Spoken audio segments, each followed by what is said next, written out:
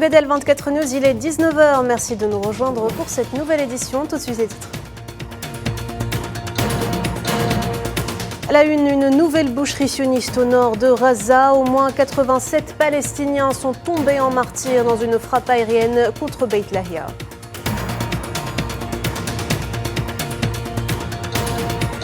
La récolte des olives à Raza et en Cisjordanie, un danger pour la vie des Palestiniens. Selon l'ONU, la cueillette de ce fruit, symbole de la Palestine, se voit plus que jamais menacée.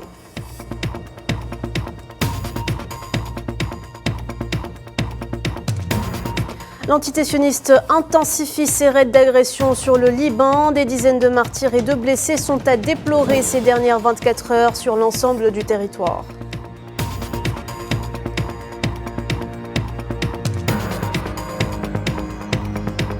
Le président algérien Abdelmadjid Tebboune a reçu ce dimanche en audience le ministre tunisien des Affaires étrangères Mohamed Ali Nafti en visite de travail à Alger.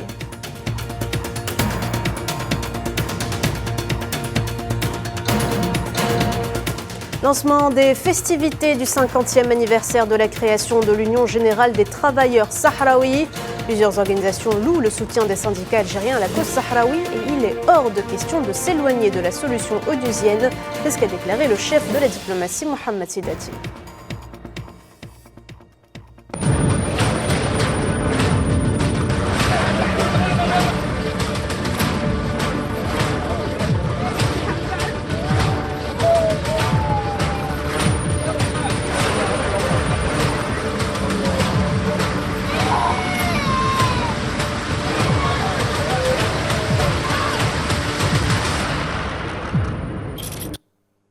Bonsoir à tous. C'est un véritable massacre commis une nouvelle fois par le monstre sioniste au nord de Raza. Au moins 87 Palestiniens, dont une majorité d'enfants, sont tombés en martyrs samedi soir suite à un raid aérien ayant ciblé un quartier résidentiel à Beit Lahia.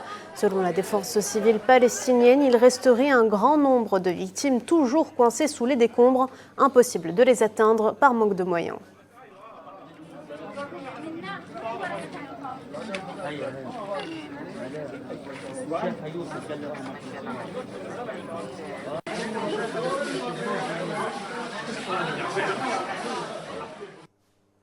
Les bombardements sont incessants, que ce soit au nord, au sud ou bien au centre de l'enclave.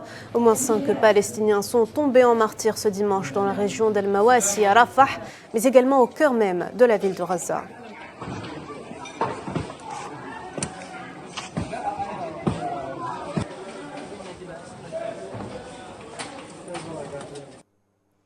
Le nord de Raza s'est transformé depuis 2 semaines en un véritable enfer sur terre. 3 Palestiniens sont tombés en martyrs et des dizaines ont été blessés ce dimanche matin dans un nouveau bombardement sioniste sur le camp de réfugiés de Jabalia.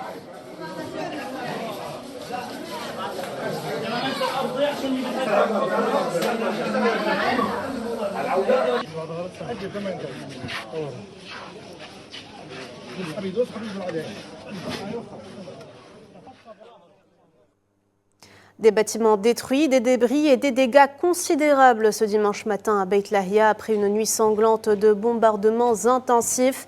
Les habitants de la région continuent tant bien que mal de déblayer les décombres à la recherche de survivants.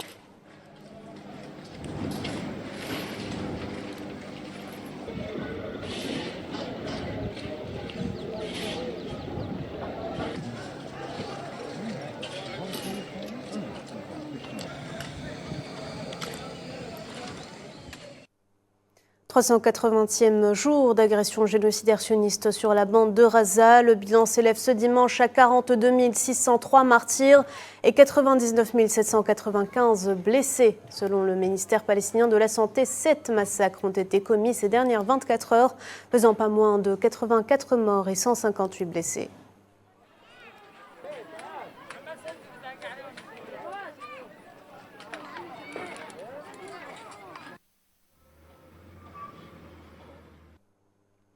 L'organisation Médecins sans frontières a déclaré que l'escalade sioniste en cours dans le nord de Gaza avait des conséquences horribles. La coordinatrice d'urgence de MSF sur place a estimé crucial le fait d'assurer la protection des quelques structures de santé fonctionnelles restantes. Selon Anna Alford, il s'agit purement et simplement d'une punition collective imposée aux Palestiniens. Alors que la partie nord de la bande de Gaza est assiégée depuis plus de 2 semaines, il est absolument crucial d'assurer la protection des quelques structures de santé fonctionnelles restantes. Les gens doivent continuer à avoir accès aux soins médicaux et aux traitements vitaux. Nous appelons à cesser immédiatement leurs attaques contre les hôpitaux du nord de Gaza. L'escalade de la violence et les opérations militaires incessantes dont nous sommes témoins depuis 2 semaines dans le nord de Gaza ont des conséquences horribles. Il s'agit purement et simplement d'une punition collective imposée aux Palestiniens de Gaza qui doivent choisir entre être expulsés de force du Nord ou tués. Nous craignons que cela ne s'arrête pas. Les alliés de l'entité sioniste portent une lourde responsabilité dans cette situation désastreuse causée par le soutien indéfectible à la guerre. Ils doivent immédiatement faire tout ce qui est en leur pouvoir pour obtenir un cessez-le-feu durable. Pas demain, pas dans une semaine, maintenant. Le Bureau humanitaire des Nations Unies a fait état également ces derniers jours de conditions de plus en plus désastreuses et dangereuses pour les civils dans le nord de Gaza, avec des familles qui tentent de survivre sous des bombardements intensifs des forces d'occupation sionistes, ajoutant que le manque d'accès au camp de réfugiés de Jabalia au nord de l'enclave palestinienne mettait des vies en danger. Dans des cas précédents, OCHA a accompagné des équipes de secours dont l'accès a été facilité trop tard, ce qui a eu pour conséquence de ne récupérer que des cadavres. Nous appelons les autorités à permettre un accès sûr, durable et sans entrave à Jabalia et à toutes les zones du nord où les gens ont désespérément besoin d'aide. Les organisations humanitaires doivent être en mesure de mener à bien leur travail de sauvetage dans toute la bande de Gaza. Une grande partie des 2,3 millions d'habitants de l'enclave palestinienne sont déplacés, selon plusieurs agences des Nations Unies. 2 semaines sous blocus, aucune aide alimentaire n'a pu pénétrer dans le nord de Gaza. Coupés du monde, les Palestiniens de la région font face à présent à une nouvelle menace, la famine. À l'approche de l'hiver, les Gazaouis du nord sont très inquiets.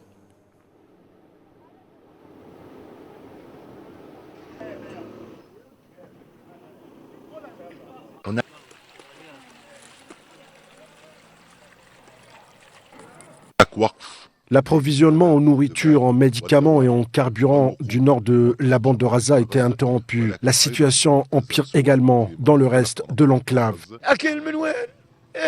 Il n'y a pas de nourriture. 1 kilo de tomates coûte 60 shekels, 1 kilo de pommes de terre 50 shekels, 1 kilo de viande 100 shekels. Où et comment obtenons-nous de la nourriture et de l'eau? Même le prix du sucre a augmenté et celui de l'huile de cuisine est passé à 25 shekels. Nous ne recevons aucune aide de qui que ce soit. Ils sont pas moins de 20 000 Palestiniens, selon l'UNRWA, à avoir été contraints de fuir le camp de réfugiés de Jabalia au nord de la bande à cause de l'intensification des raids d'agression sionistes. Des familles ayant tout perdu du jour au lendemain et qui se retrouvent dans le besoin de produits de base les plus simples. L'agence onusienne a par ailleurs souligné qu'une grave pénurie de carburant et de fournitures médicales a été signalée dans les derniers hôpitaux restants. La pénurie de carburant affectant également l'accès à l'eau.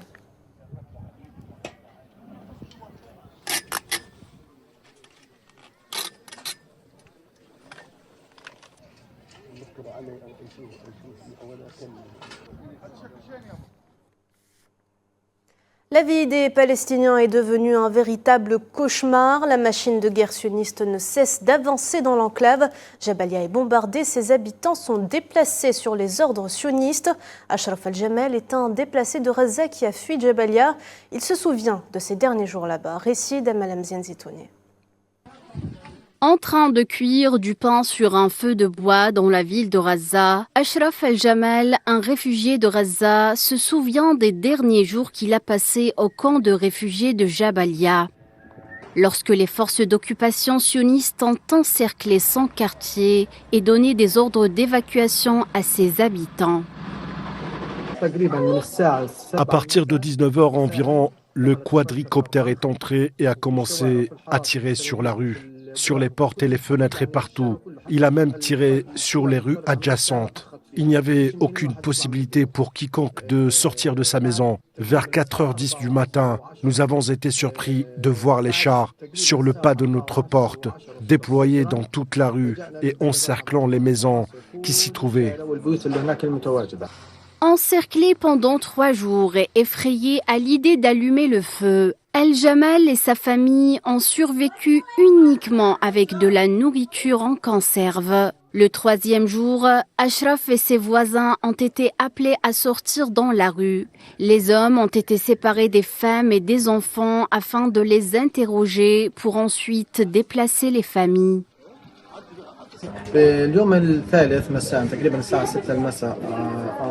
Le 3e jour, vers 18h, les forces israéliennes nous ont appelés par nos noms. Je ne sais pas d'où ils ont eu nos noms. Ils nous ont appelés par nos noms pour que nous descendions. Nous sommes descendus et l'armée s'est dirigée vers nous. Bien sûr, sous la menace des armes, avec des chars et des quadricoptères sur nous. Ils ont séparé les hommes et adolescents de plus de 15 ans d'un côté et les femmes et les enfants de moins de 15 ans de l'autre. Notre côté a été fouillé et scanné par des objectifs et des caméras. Ensuite, ils ont dit aux femmes et aux enfants de sortir de Jabalia et nous avons été emmenés pour être fouillés et interrogés. Puis nous sommes sortis. Ils nous ont dit de nous déplacer vers la ville de Jabalia. Ashraf El-Jamal a ensuite déménagé avec sa famille de 5 personnes dans la maison d'un ami à Gaza. Suivant sa belle-mère de 80 ans, Fatima Abdrabou, elle qui avait fui quelques jours auparavant. L'attaque a eu lieu à minuit exactement. Elle a touché la maison de notre voisin. Les jeunes sont sortis en courant pour aider les blessés. Tout le monde dormait. Ils ont dit qu'ils ne trouvaient aucun martyr. Ils sont tous sous les décombres et personne n'est visible. Le lendemain matin, nous nous sommes réveillés et ils ont dit à tout le monde d'évacuer car ils voulaient frapper les maisons autour. Nous nous sommes relevés et sommes partis. Certains en marchant, d'autres en courant et certains pieds nus. Voilà ce qui s'est passé. Les frappes là-bas dans le camp de réfugiés de Jabalia sont partout. Nous sommes arrivés ici, moi les jeunes et les vieux, effrayés et fatigués et nous le sommes toujours. À Jabalia, le plus grand des 8 camps historiques de l'enclave, les forces d'occupation sionistes avaient assiégé plusieurs abris des familles déplacées et les ont encerclés en envoyant des chars dans les villes voisines de Beit Hanoun et Beit Lahia et en émettant des ordres d'évacuation aux résidents. La campagne d'arrestation arbitraire en Cisjordanie occupée se poursuit. Au moins 30 Palestiniens ont été arrêtés ce dimanche à la suite d'incursions des forces d'occupation sionistes, portant à 11 300 le nombre de détenus depuis le 7 octobre 2023.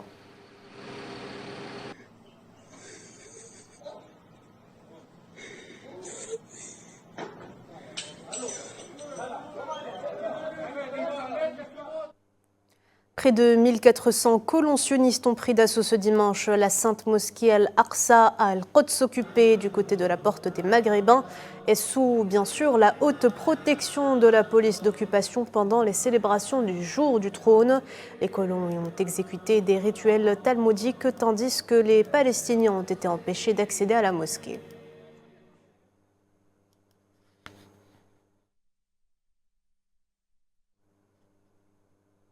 On en parlait tout à l'heure en titre, la cueillette des olives, symbole de la Palestine, se voit plus que jamais menacée.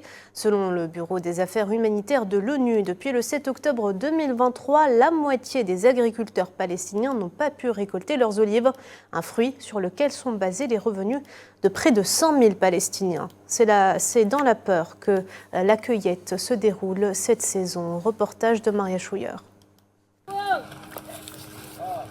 Le mois d'octobre, une période déterminante pour les Palestiniens, saison de la cueillette des olives. Des dizaines de milliers de familles palestiniennes dépendent de cette économie agricole, mais en raison du génocide toujours en cours accentué par les restrictions sécuritaires imposées par l'entité sioniste, la saison s'annonce encore une fois compliquée. Certains fermiers n'entrent même plus dans leurs oliveraies de peur des attaques sionistes. Nous sommes heureux que la saison des olives ait commencé, mais nous avons peur car nous sommes en état de guerre. Cette année, les régions du nord et du sud sont fermées et le nombre d'oliviers restants est très réduit en raison de la situation difficile et les coûts sont très élevés. Perchés dans les arbres, ces ouvriers récoltent ce qui reste sur ces oliviers à la main, guettant le moindre bruit des chasseurs bombardiers qui pourraient larguer des bombes dans les environs à tout moment. Pendant ce temps, ces agriculteurs continuent de presser leurs olives au moulin à huile de Zawaïda, à quelques kilomètres au nord de la bande de Raza.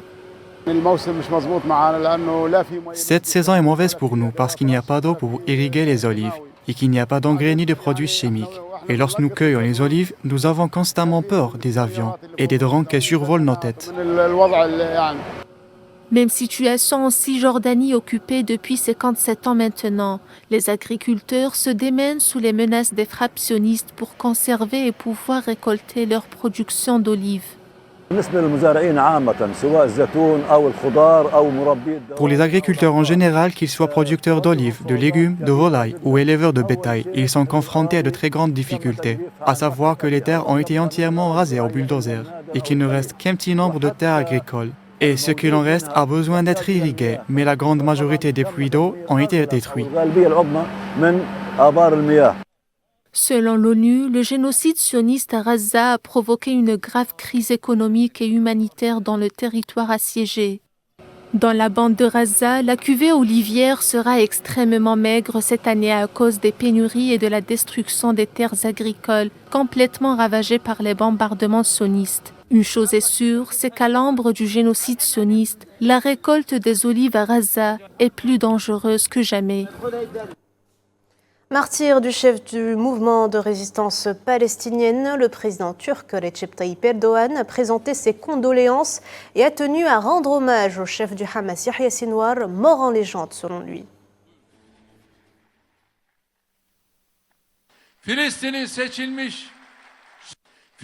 seçilmiş son başbakanı. Après mon frère Ismaël Haniyeh, dernier premier ministre élu de Palestine, je prie également Dieu d'avoir pitié du chef du Hamas, Yahya Sinwar, qui est tombé en martyr récemment. Aujourd'hui, je salue une fois de plus avec respect tous les dirigeants et membres de la résistance palestinienne, devenus légendaires non seulement par leur lutte exemplaire, mais aussi par leur martyr, et tous les héros qui ont arrosé les terres de Raza de leur sang béni.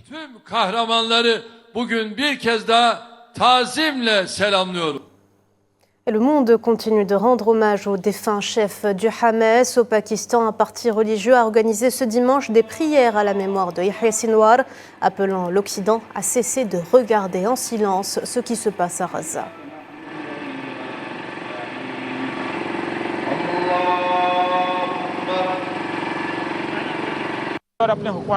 Nous demandons que les dirigeants fassent entendre une voix forte en faveur des musulmans opprimés de Raza dans les forums internationaux. Cela fait 1 an, mais le monde observe en silence. Cette oppression doit cesser. Le peuple de Palestine doit obtenir ses droits.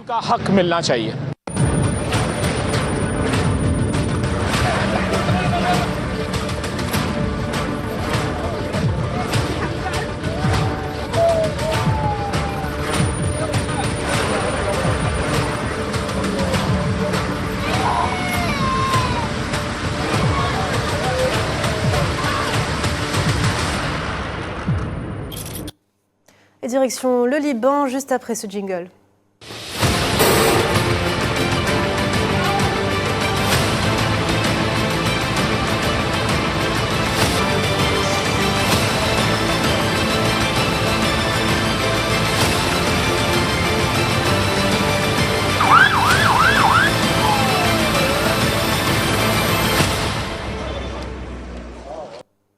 L'entité sioniste intensifie ses raids d'agression sur le Liban. Des dizaines de martyrs sont à déplorer ces dernières 24 heures sur l'ensemble du territoire. 7 personnes sont tombées en martyrs samedi soir suite à des bombardements dans 24 villes du sud, de l'est et du centre du pays. Le bilan s'est alourdi aujourd'hui à 2464 martyrs et 1471 blessés depuis le 8 octobre 2023.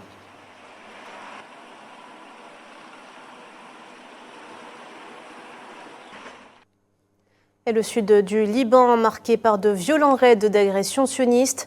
Au moins 5 personnes sont tombées en martyrs dans des frappes aériennes contre les villes de Srifa et de Kafar Dounin. Selon l'agence de presse libanaise, les forces d'occupation sionistes ont également tenté d'avancer dans la ville frontalière de Dahira, dans le district de Taïr.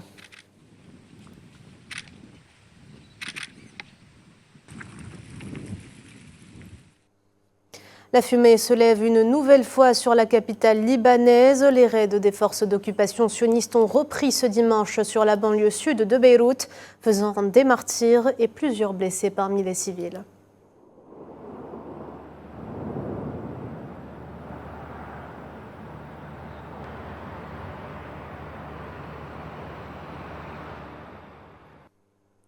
Le Hezbollah a annoncé avoir lancé ce dimanche des dizaines de roquettes sur une base militaire sioniste dans la ville de Haïfa, dans les territoires occupés, en riposte à l'intensification des bombardements sionistes sur le Liban.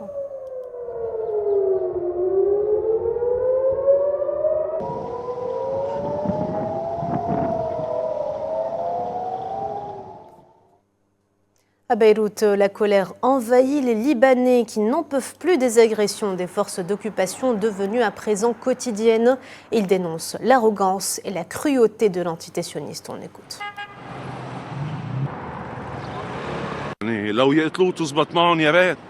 J'aurais aimé que ça marche et qu'il tue Netanyahou et bientôt, je l'espère, Gallant, Alevi, Ben-Gvir et Smotrich. Regardez la façon dont ils parlent, regardez le dialecte de l'arrogance. Ce groupe ne reconnaît rien, malheureusement. 42 000 martyrs palestiniens n'ont pas ému la conscience du monde. Pourquoi ont-ils arrêté pendant 3-4 jours? Leur plan est connu. Il s'agit de détruire les zones qu'ils considèrent comme un environnement propice à la résistance. Et ils veulent les détruire une par une. Hier, ils ont donné comme excuse qu'ils ont frappé des installations de stockage d'armes. Est-ce que celles-ci ont été remplies en 3-4 jours? Bien sûr que non. Leur plan est de détruire et de détruire encore plus. Nous leur disons de nous affronter dans le sud, face à face et avec des armes.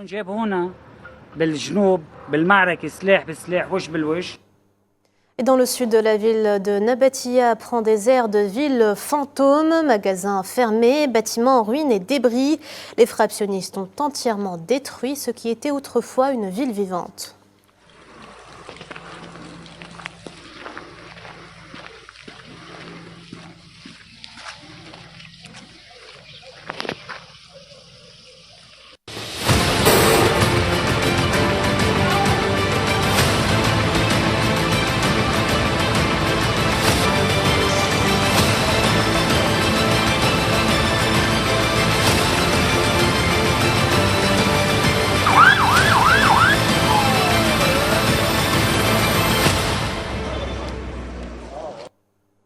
On fait le tour de l'actualité africaine tout de suite, restez avec nous.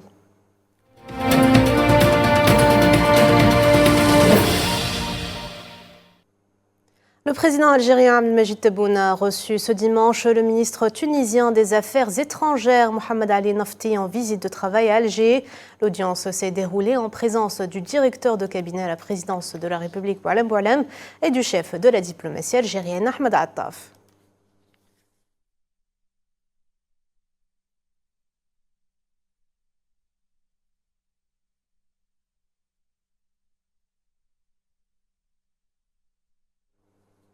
Et dans ce contexte, le chef de la diplomatie algérienne et son homologue tunisien ont réaffirmé ce dimanche lors d'une conférence de presse leur engagement à concrétiser les décisions et recommandations du sommet tripartite tunisien qui vise à établir des projets de coopération, évoquant par ailleurs la préparation du prochain sommet qui devrait se tenir très bientôt dans la capitale libyenne, Tripoli.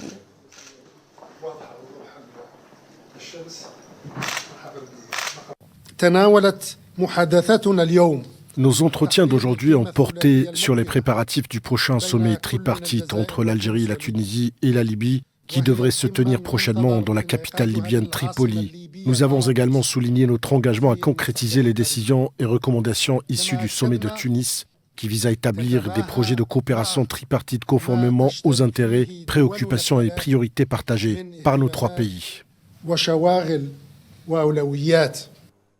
Les deux ministres ont également renouvelé leur appel à la tenue d'élections libres et équitables en Libye qui tournerait une fois pour toutes la page des désaccords et des divisions dans le pays, mettant en garde contre toute ingérence étrangère.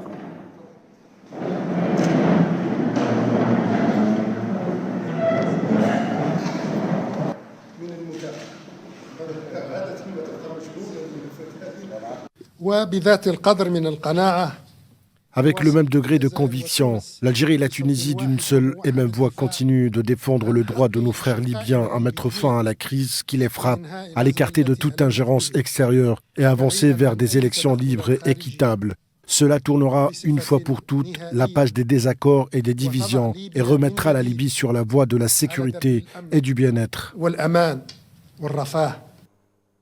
Et abordant l'évolution de la situation au Sahel, les ministres des Affaires étrangères algériens et tunisiens ont affirmé les efforts des deux pays pour renforcer leur contribution commune au rétablissement de la sécurité et de la stabilité dans la région.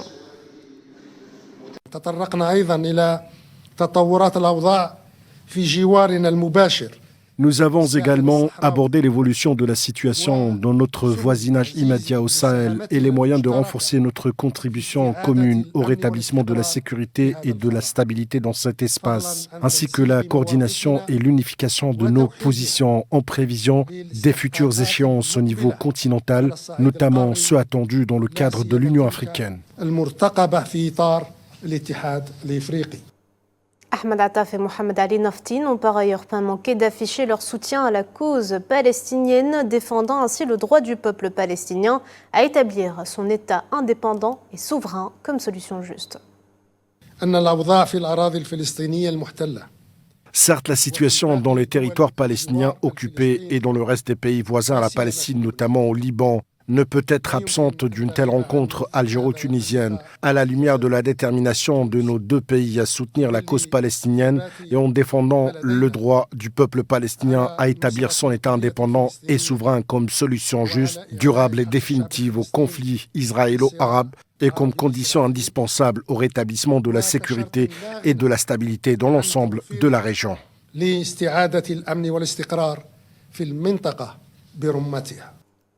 On reste en Algérie. Le Premier ministre Nader El-Arbaoui a reçu ce dimanche au palais du gouvernement l'ambassadeur coordonnateur résident du système des Nations Unies en Algérie, Alejandro Alvarez, qui lui a rendu une visite d'adieu au terme de sa mission. À cette occasion, les deux parties ont discuté de la situation régionale et internationale actuelle et des nouveaux défis mondiaux auxquels est confrontée l'action multilatérale dans un environnement international extrêmement tendu, soulignant l'importance de renforcer les efforts internationaux pour traiter les problèmes de développement dans de nombreux pays, notamment africains, et leur permettre de surmonter les crises en accompagnant leurs efforts pour renforcer les fondements de la stabilité et du développement.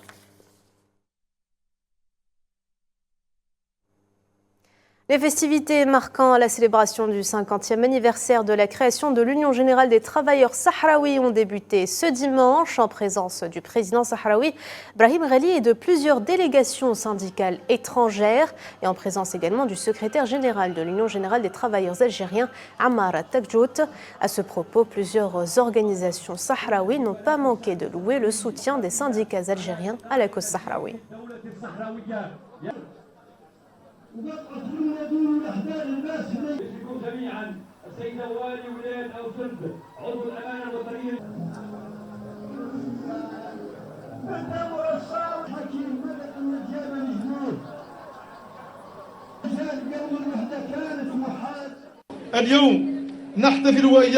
Aujourd'hui, nous célébrons en votre présence, nos chers amis, cet anniversaire, le 50e anniversaire de la création de l'Union générale des travailleurs de Sagia al-Hamra et Rio de Oro. Cette date est une fête pour les travailleurs sahraouis qui coïncide avec le 21 octobre. Cette fête et cet anniversaire représentent toute la solidarité et l'unité des travailleurs et leur combat commun contre le colonialisme, à commencer par l'Espagne, en passant par le colonisateur marocain de notre nation, dans l'une des pires injustices qu'a connue l'humanité dans son histoire contemporaine.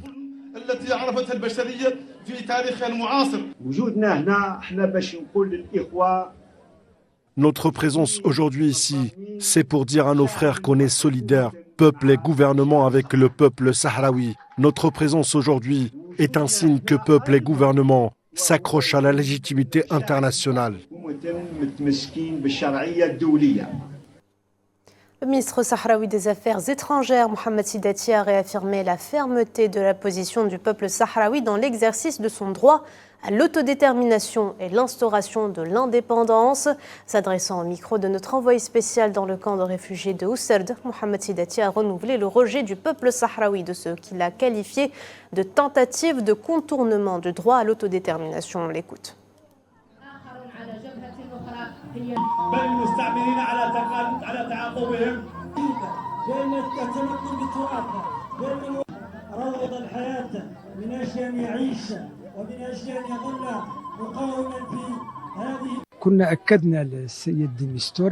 Nous avons réitéré à M. de Mistura que le principe de l'autodétermination est un principe sacré, qu'on ne pourrait fuir ou contourner ou même négliger. La question sahraoui est sur l'agenda des Nations Unies depuis des mois et nous pensons qu'à la fin du mois en cours, une décision sera prise à l'unanimité pour rappeler que la question du Sahara occidental est une question de décolonisation par excellence. Et son épilogue est que son peuple puisse se jouir de son droit à l'autodétermination, à la liberté et à l'indépendance. de Mistura a proposé des solutions dans le but de faire avancer le dossier, mais aussi il a affiché un dégoût total des agissements et du comportement du Maroc qui, comme à chaque fois, tente de le stopper pour que toute initiative constructive soit tout simplement contrecarrée, obstruant au passage les efforts des Nations Unies. À la direction le Sénégal, le Premier ministre Ousmane Sonko, tête de liste de son parti PASTEF, a invité les électeurs à lui donner une majorité écrasante aux législatives de novembre pour pouvoir mener à bien ses projets de transformation de l'État et juger les anciens dirigeants.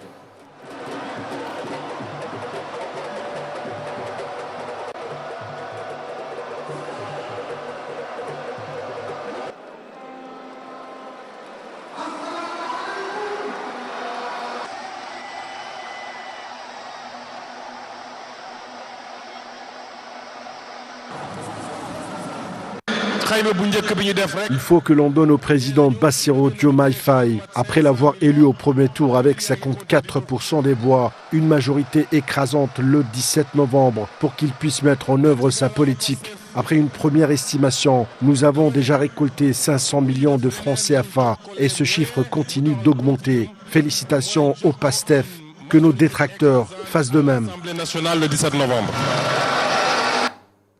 Le Sénégal qui a d'ailleurs rapatrié 117 citoyens du Liban samedi soir dans un contexte d'escalade des agressions sionistes. Des scènes émouvantes se sont déroulées à l'aéroport de Dakar alors que les familles accueillaient les rapatriés.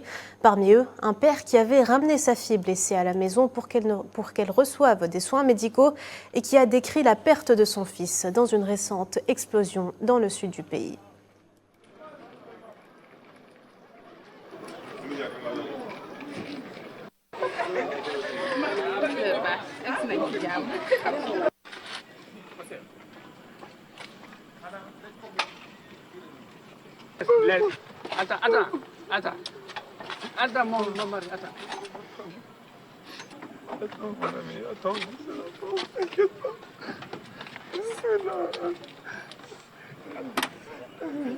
Je ne suis pas contente et je suis contente.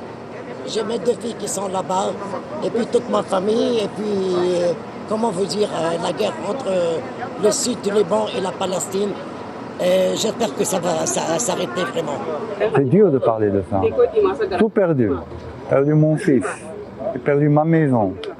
Tous mes rêves, tous mes souvenirs, tout. C'est dur. Qu'est-ce que je vais parler encore? On ne peut pas imaginer. On a un fils de 14 ans et demi qui disparaît comme ça. Il y a 10 minutes avant, je parlais avec lui. Allô? Il me dit, papa, tu vas venir à mon livre? Je dis oui. En février, fin février, je viens. Donc définitivement. 10 minutes après, on m'appelle.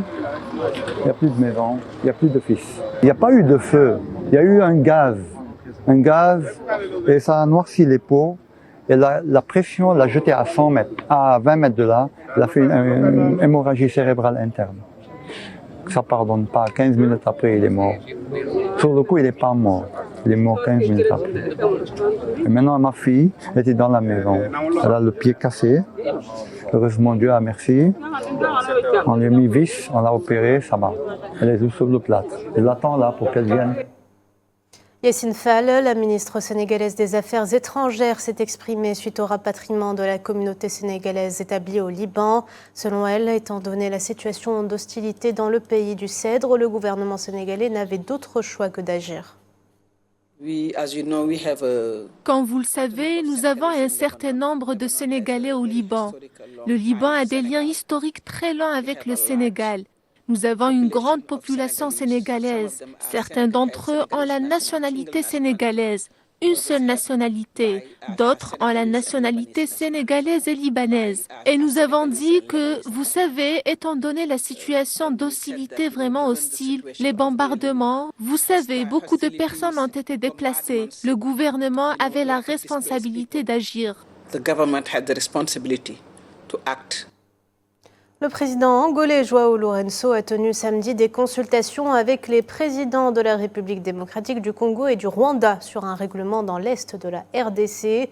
Ces consultations interviennent après que les deux pays ont été en désaccord sur les résultats d'un nouveau cycle de pourparlers de paix qui s'était tenu il y a une semaine dans la capitale angolaise Luanda.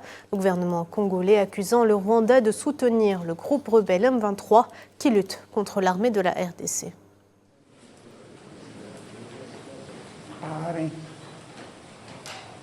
Stop.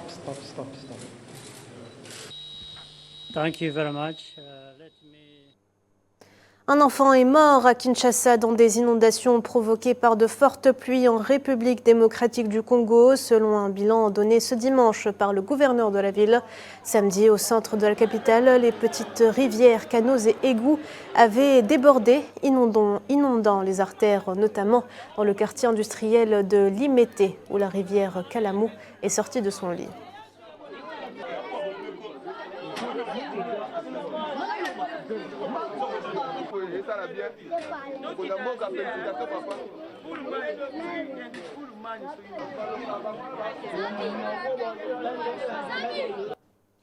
Et puis un immeuble résidentiel de 8 étages promis à la démolition s'est effondré ce dimanche dans la capitale kenyane Nairobi, piégeant plusieurs personnes sous les décombres. Selon la Croix-Rouge kenyane, les opérations de sauvetage sont toujours en cours.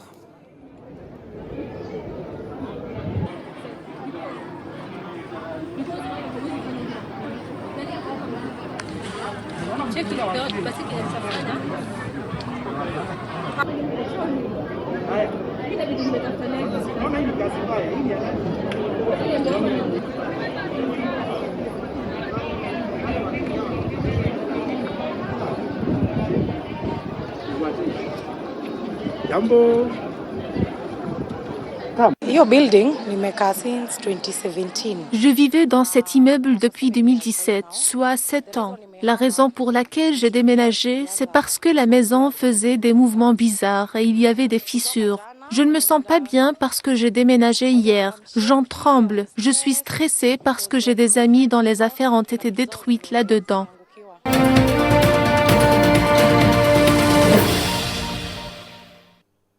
On passe à l'actu internationale et c'est jour de vote en Moldavie. Les Moldaves doivent élire leur président et décider de poursuivre ou non leur chemin européen. Un double scrutin crucial pour l'avenir de ce pays.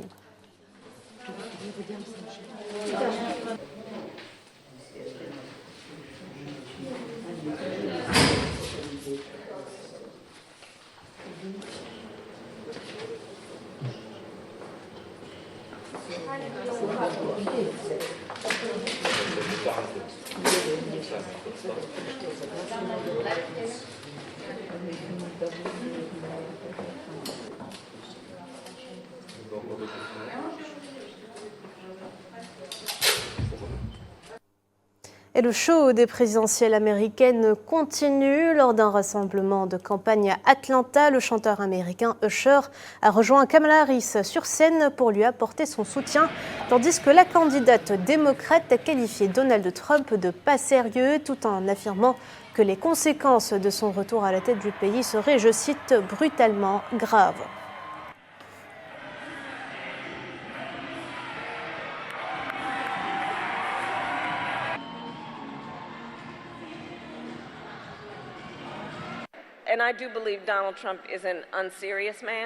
Je pense que Donald Trump est un homme pas sérieux et que les conséquences de son retour à la Maison-Blanche sont brutalement graves. Car pensez-y, cet homme va menacer l'assurance maladie de 45 millions d'Américains sur la base d'un concept. Soyons très clairs, quelqu'un qui suggère que nous devrions mettre fin à la Constitution des États-Unis ne devrait plus jamais se tenir derrière le sceau du président des États-Unis d'Amérique. Donald Trump, quant à lui, poursuit sa campagne en Pennsylvanie. Lors d'un meeting, le candidat républicain a eu des propos crus sur son adversaire, qualifiant Kamala Harris de vice-présidente pourrie, avant de traiter le président américain Joe Biden de, je cite, déficient mental.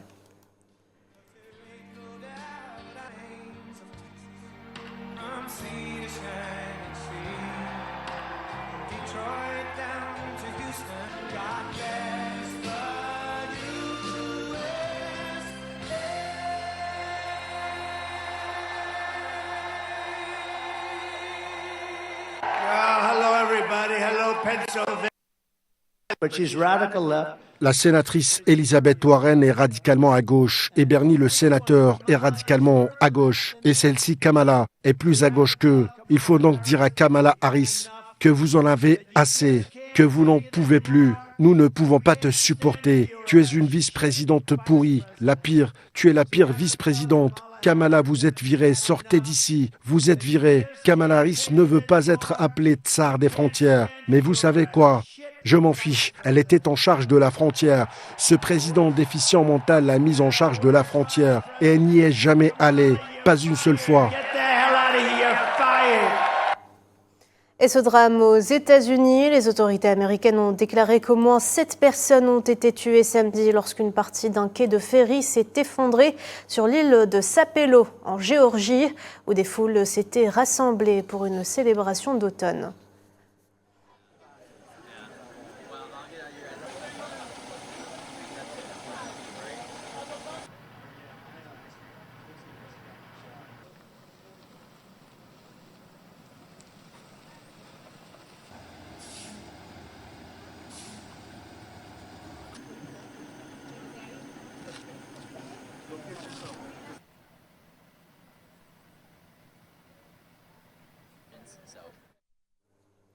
La panne d'électricité se prolonge pour la deuxième nuit à Cuba. La plupart des quartiers de la Havane se retrouvent dans le noir, à l'exception des hôtels et des hôpitaux équipés de générateurs d'urgence et de quelques rares maisons privées qui disposent de ce type d'équipement.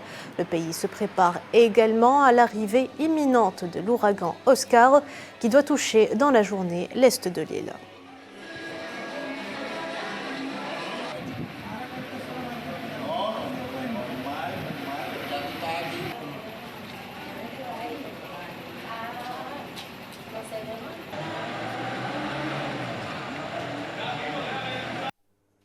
C'est officiel, Prabowo Subianto, ex-général de 73 ans, prête serment devenant le 8e président de l'Indonésie, avec pour ambition d'affermir le rôle de la plus grande économie d'Asie du Sud-Est sur la scène internationale.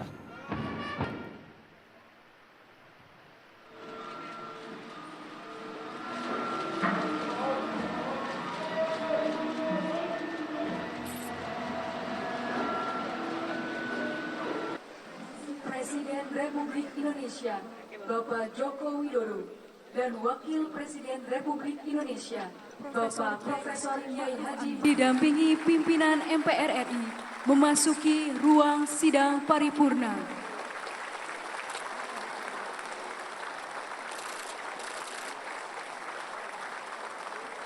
Demi Allah, saya bersumpah.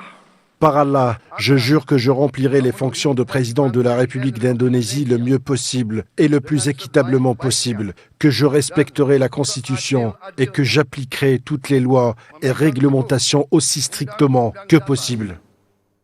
Et alors qu'on étouffe presque à New Delhi, le ministre en chef de la ville a déclaré que le gouvernement prendrait des mesures pour réduire la pollution dans la capitale indienne. Chaque année à l'automne, les habitants se préparent à affronter les conséquences sanitaires de l'aggravation de la crise de l'air à cause du brûlage saisonnier des chaumes dans les États agraires voisins.